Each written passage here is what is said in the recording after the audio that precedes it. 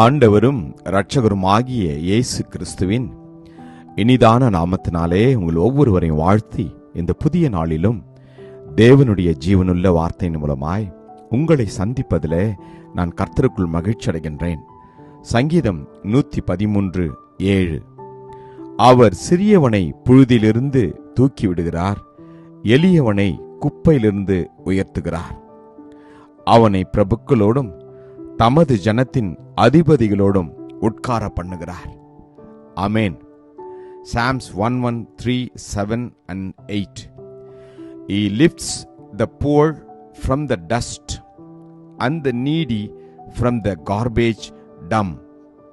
He lifts the poor from the dust and sets them among princes, even the princes of his own people. Amen. கர்த்தருடைய நாமம் மகிமைப்படுவதாக. நம்முடைய தேவன் தாழ்விலிருந்து நம்மை உயர்த்துகிற தேவன். அது மாத்திரமல்ல, உங்களையும் என்னையும் அவர் உயர்ந்த ஸ்தானத்திலே வைத்து நம்மை அவர் அழகு பார்க்கிற தேவன். உலகத்தில் நாம் பிறந்த நாள் முதல் கொண்டு இந்த நாள் வரைக்கும் படிப்படியாய் நம் ஒவ்வொருவரையும் கர்த்தர் ஆசீர்வதித்து உயர்த்தி வருகிறார். ஆம், சிறுமையான நாட்களை நாம் நினைத்து பார்க்கின்ற போது, வறுமையின் நாட்கள், அநேக விதமான வேதனையின் நாட்கள், பாடுகளின் நாட்கள், துன்பத்தின் நாட்கள் எல்லாவற்றையும் நாம் திரும்பி பார்க்கின்ற போது கர்த்தர் நம்மை இவ்வளவாய் ஆசீர்வதித்து இருக்கிறார், இவ்வளவாய் உயர்த்தி இருக்கிறார்.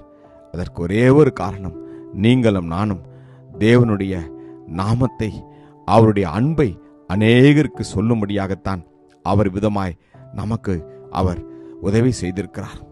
உங்களையும் என்னையும் உயர்த்துகிறது தான் அவருடைய விருப்பமும் கூட.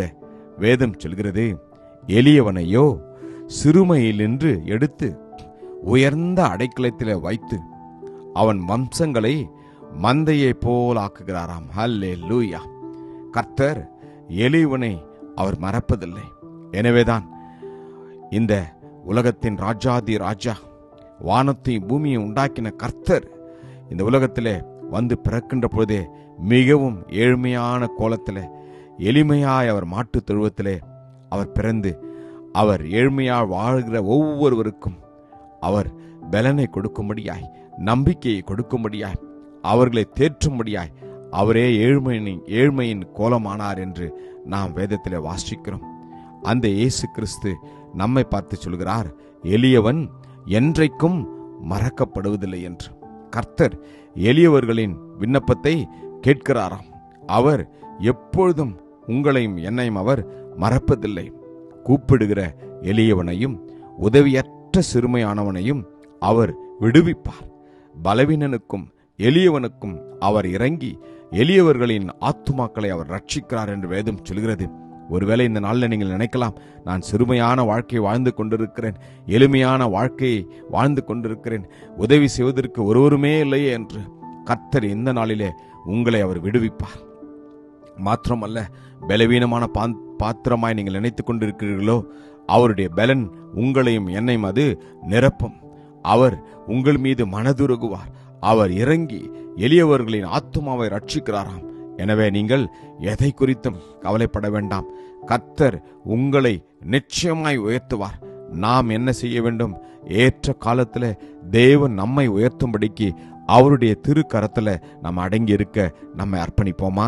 கிருபையும் இரக்கமும் நிறைந்த நல்ல தகப்பனே, எங்கள் ஒவ்வொருவரையும் அப்பா நீர் உயர்த்துகிறபடியினாலே உம்மை ஸ்தோத்திரிக்கிறோம். எங்களை தாழ்மையிலிருந்து உயர்த்தும்படிக்காகவே நீர் எளிமையாய் இந்த உலகத்தில் பிறந்தீர் ஆண்டவரே. ஆம் தகப்பனே, ஆம் ஆண்டவரே, நீர் எங்களைப் போல அப்பா இந்த உலகத்தில் வாழ்ந்து பிறந்து எங்களை உயர்த்தும்படிக்கு, எங்களுக்கு ரட்சிப்பை கொடுக்கும்படிக்கு, நாங்கள் நித்திய காலமாய் உம்மோடு வாழும்படிக்கு உம்முடைய ரத்தத்தை எங்களுக்கு சிந்தி எங்கள் ஒவ்வொருவரையும் பரிசுத்தப்படுத்தினதற்காக உமக்கு நன்றி அப்பா. இந்த நாளிலே யாரெல்லாம் ஏழ்மையோடு நினைத்து கொண்டு ஏழ்மையான சிந்தையிலே ஏழ்மையான வாழ்க்கையை வாழ்ந்து கொண்டிருக்கிற ஒவ்வொருவரையும் கூடப்பா நீர் உயர்த்தும்படியாய், நீர் ஆசீர்வதிக்கும்படியாக வேண்டுகிறோம். நீர் அப்படி செய்வதற்காக உமக்கு நன்றி. இயேசு கிறிஸ்துவின் வல்லமையுள்ள நாமத்திலே ஜெபிக்கிறோம், ஜீவனுள்ள நல்ல தகப்பனே. ஆமென். God bless you. Jesus loves you. Amen.